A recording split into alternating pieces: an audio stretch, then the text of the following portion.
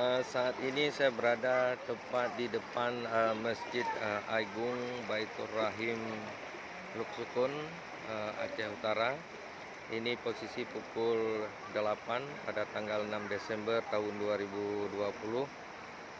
Luar biasa, pada tahun ini banjir terparah, di mana air sudah masuk ke lantai Masjid Agung Luksukun. Subhanallah, kita berharap kepada Allah SWT semoga air ini segera mereda dan kondisi semakin stabil. Ini di kondisi PLN Luksukun, juga ada satu terjebak banjir dan kemacetan luar biasa baik dari arah timur maupun arah barat, yang sampai tadi malam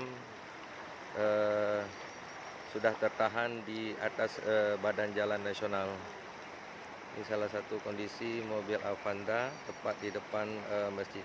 Dan posisi saat ini berada, kondisi air sangat deras yang melintas dari seberang jalan menuju ke arah masjid.